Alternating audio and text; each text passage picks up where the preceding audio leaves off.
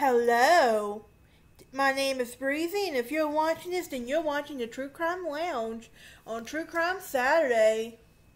And my light is being very funny here right now, so just ignore that. Today is Monday, October 4th, 2022. It is pre-recorded and set to come out this Saturday.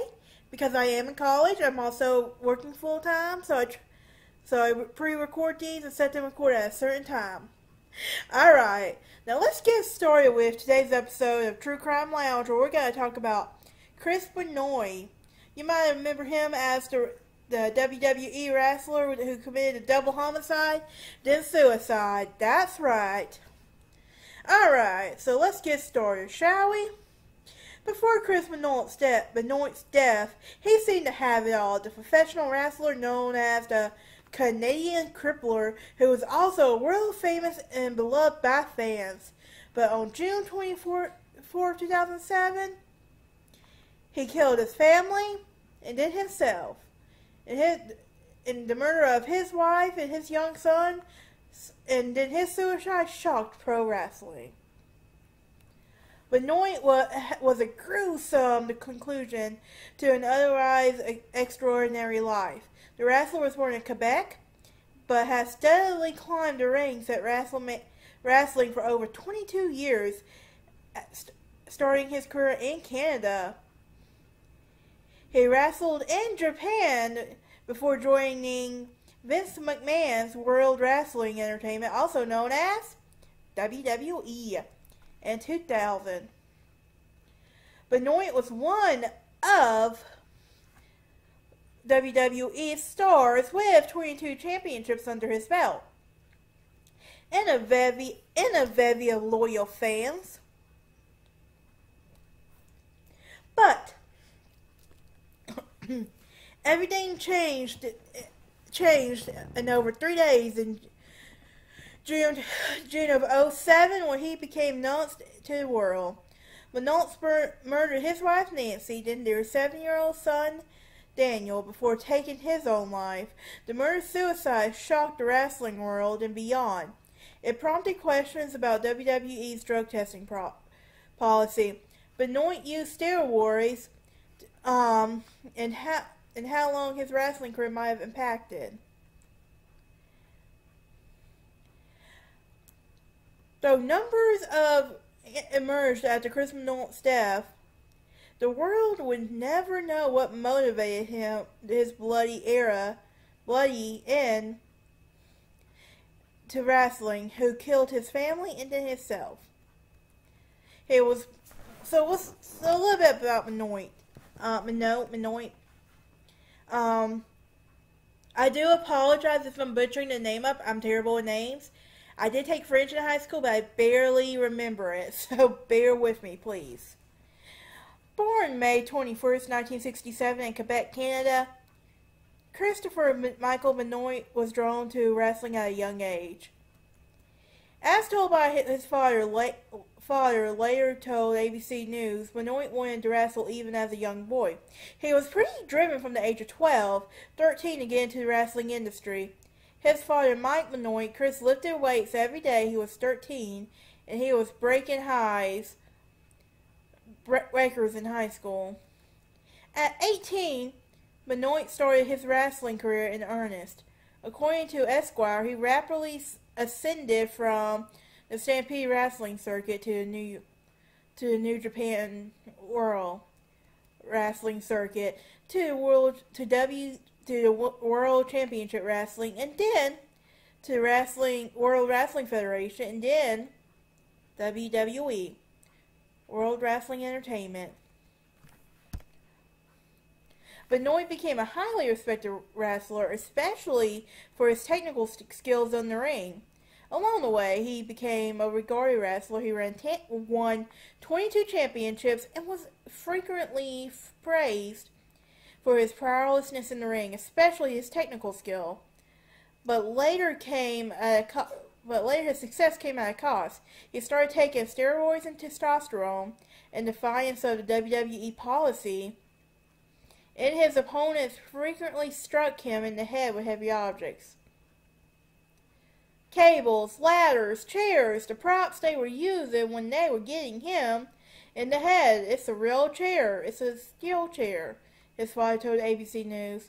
Though Benoit seemed to function normal outside the ring, marrying twice and having 3 children, he sometimes displayed violent behavior. His second wife, Nancy, filed for divorce after they shortly wed in 2000.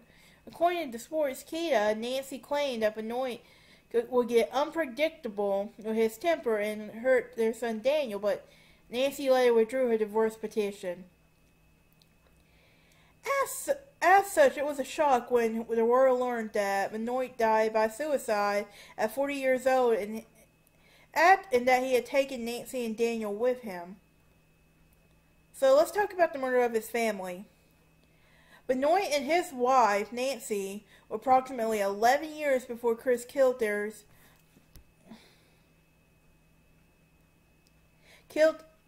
and their son and took his own life. On June 24th, 2007, Benoit was scheduled to appear for a pay-per-view fight called Vengeance Night of Champions in Houston, Texas, where he was expected to win the Extreme Champion Wrestling World Championship, but Benoit never showed up. The same day, his friend Chavo Guerrero, the nephew of the late wrestler Eddie Guerrero, received a strange message from the wrestler saying that dogs are in the enclosed pool area and the back door is open. He texted Guerrero his address. Sportskeeda reports that Benoit's messages to Guerrero says that it didn't cause concern until he learned that Benoit hadn't shown up for the pay-per-view fight. Then he alerted WWE authorities, who called the police, then went to Benoit's house in Fayetteville, Georgia, which he shared with Nancy and their 7-year-old son Daniel, and found a gruesome scene as the 3 were dead. According to the New York Times, Nancy was found with her hands and her feet tied and blood under her nose, and Daniel was found under a bed, and Chris Benoit was found hanging from a weight machine. Investigators determined that as early as June 22nd, Chris Benoit murdered Nancy and Daniel before killing himself. Reports that Nancy was strangled first and possibly in a rage. Next, it appears that Benoit gave his son Xanax and smothered him. Then, Benoit died by suicide. He did some online searches. ABC reports that he will look for stories about the prophet Elijah, who once raised a boy from the dead, and talked to Sports Talk. Benoit searched for the easiest way he could break their neck. However, the investigation into the wrestler's life had gone such grisly and was just the beginning. So what led him to kill his family?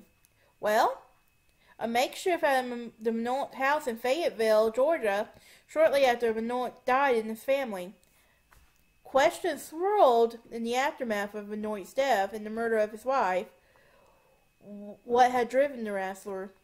His autopsy officer Let's try that one more time. His autopsy offers some answers. According to Esquire, the wrestler has severely damaged brain, 10 times the amount of normal testosterone. Benoit also had a heart so enlarged that it would probably eventually killed him. A common occurrence among athletes who abuse steroids and growth hormones. But through Benoit toxicology report called a media frenzy, according to ABC News. He was pointed into a worried rage as a potential reason why the wrestler had killed his family and himself. There was a murder-suicide spree that lasted over, I believe, a 3-day weekend. Dr. Julianne Bells, who worked for West Virginia University Health and Science Center, told ABC Family, "I don't think the road rage, which is believed to be a snap judgment and emotions of actions, I don't think that's what concerns behavior." She also told them that his brain showed evidence of repeated blows to the head and perhaps an obvious conclusion given the violence he suffered. His damage was extensive, and it was replete across multiple areas. Some of his friends remarked that he seemed different before he died. He also was depressed since his friend, fellow wrestler Eddie Guerrero, died in 2003. And according to Pro Wrestling Stories, Benoit also begun behavior. Nancy's sister and pro wrestler Chris Jericho recalled that he would disappear on the end, and he was paranoid. WWE, however, refused to acknowledge that Benoit's wrestling career had directly led to his death. In a statement to ABC News, the wrestling organization insisted that someone with the brain of an 85-year-old with dementia would be unable to keep a traveling work schedule, drive himself to arenas, and perform intricate maneuvers that led to much commit a methodical murder-suicide over 48 hours. The organization promptly erased Benoit from its website, DVDs, and historical references. WWE, however, did change some of the policies. According to Pro Wrestling Stories and Sportskeeda, they implemented a no chair shots to the head rule, brought to the doctor supervised matches, and conducted more thorough drug testing. As such, Benoit's death might have changed pro wrestling for the better, as he is seen as a persona non grata in the sport. Death Sparrow even called basically wrestling the equivalent of Lord Voldemort, and they flatly refuted the idea that he will be honored as a wrestling great down. But at least one person continues to defend the wrestler who killed his family. Chris Benoit's father, Mike, told ABC Family that he blamed Chris Benoit's death that lies at the feet of pro wrestling. I think if Benoit had tried anything other than professional wrestling, he would still be alive, Benoit said. It would later be understandable tragically took place 27 that would happen with his career choice. That is it for today's episode. I will see y'all next time.